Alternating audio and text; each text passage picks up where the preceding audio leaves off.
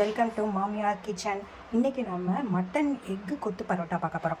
நான் இன்றைக்கி பரோட்டா வீட்டில் ஹோம்மேடாக பண்ணியிருக்கேன். இதை இந்த மாதிரி ஸ்லைஸாக கட் பண்ணிவிட்டு மிக்ஸி ஜாரில் போட்டு நம்ம ஒரு கிரைண்ட் பண்ணிடலாம்.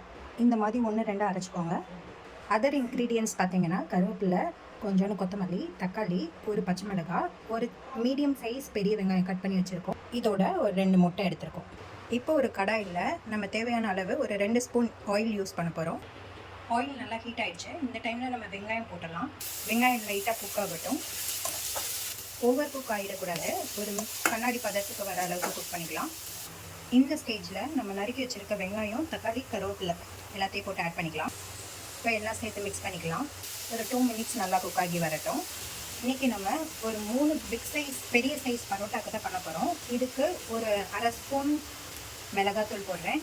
உப்பு தேவையான அளவு ஆட் பண்ணிக்கிறேன். எல்லாம் போட்டு நல்லா மிக்ஸ் பண்ணிடலாம். நல்லா மிக்ஸ் பண்ணியாச்சு. இப்போ அந்த மிளகாத்தூளோட அந்த கார ஸ்மெல் போயிடுச்சு. இந்த டைமில் நம்ம ஒரு 2 முட்டை ஆட் பண்ணிக்கிறோம். 2 முட்டை ஆட் பண்ணிட்டோம். இப்போ நம்ம முட்டை ஆட் பண்ணியிருக்கனால கொஞ்சோண்டு பெப்பர் ஆட் பண்ணிக்கலாம்.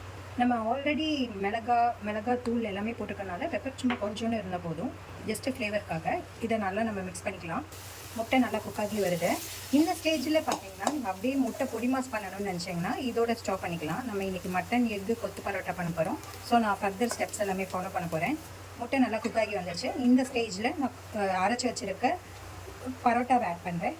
பரோட்டா ஆட் பண்ணிட்டேன். அதோட நான் ஆல்ரெடி இந்த வீடியோவில் நாங்கள் அப்லோட் பண்ணியிருக்க மட்டன் குழம்பு நான் இப்போ ஆட் பண்ணுறேன். இப்போ எல்லாம் சேர்த்து நாங்கள் மிக்ஸ் பண்ணிக்கிறோம். முட்டை மிக்சர் ஜாரில் அரைக்க வேணாம்னு நினைக்கிறவங்க டேரெக்டாக கட் பண்ணி போட்டுக்கலாம். இல்லைன்னா கடைசியாக அந்த வெட்டி வச்சுருக்க பீஸ் போட்டுட்டு கடைசியாக டம்ளர் இருக்கும் இல்லையா வீட்டில், இந்த மாதிரி டம்ளரில் இப்படி நம்ம கொத்திக்கலாம். இப்போ நமக்கு சுவையான மட்டன் எக்கு கொத்து பரோட்டா ரெடி ஆகிடுச்சு. இதில் நீங்கள் மட்டன் குழம்புக்கு பதிலாக சிக்கன் குழம்பு போட்டிங்கன்னா சிக்கன் கொத்து பரோட்டா ஆகிடும். இல்லை வெறும் பிளெயின் குழம்பு போட்டிங்கன்னா உங்களுக்கு வெறும் எக் கொத்து பரோட்டா ஆகிடும். வீட்டில் எல்லோரும் ட்ரை பண்ணிவிட்டு எப்படி இருக்குன்ட்டு சொல்லுங்கள், ரிசல்ட் சொல்லுங்கள். இந்த வீடியோ பிடிச்சிருந்தா லைக் பண்ணுங்கள், ஷேர் பண்ணுங்கள், எங்கள் சேனலை சப்ஸ்கிரைப் பண்ணுங்கள். தேங்க்யூ.